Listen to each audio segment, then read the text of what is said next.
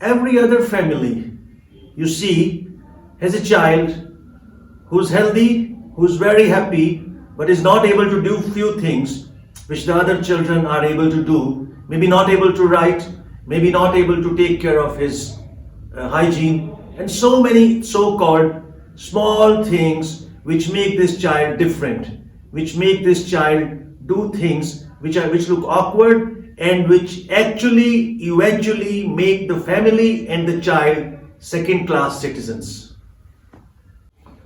First, the term itself. For many years, it was called mental retardation. And then we realized there is nothing which is retarding. It is different. It could be something minus here, but maybe something which is plus there. So this was called intellectual disability. That's the official name everybody uses now. And that's what we are going to focus in this video. We're talking of below average intelligence and below average social skills which are identified below the age of 18, and this is what is called intellectual disability.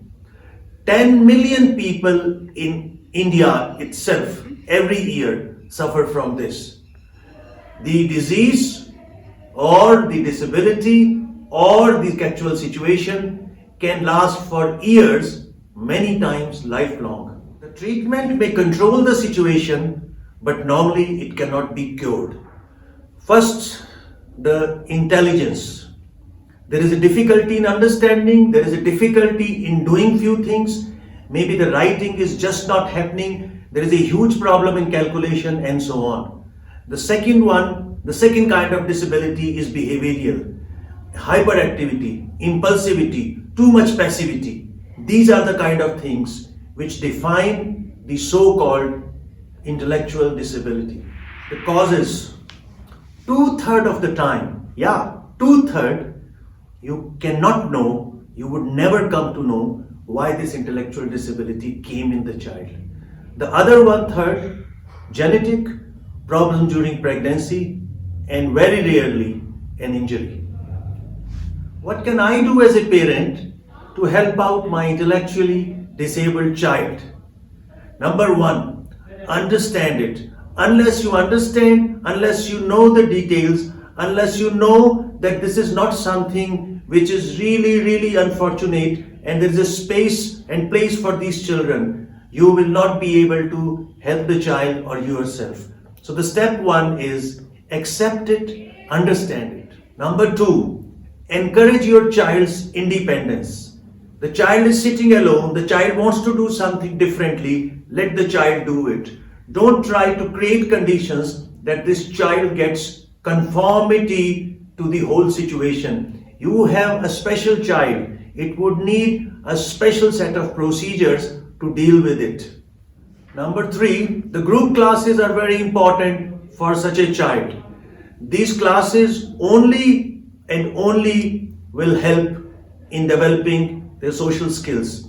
The art classes especially, I recommend very heavily. These are the classes where the child has free rein to do anything and also develop at the same time great social skills. Don't ignore the problem. Stay involved with the teacher. Stay involved with the special teachers. These children are special. They need special attention, and therefore you will need to spend more time than a so-called normal child, because the results in this case will come slowly but will come definitely.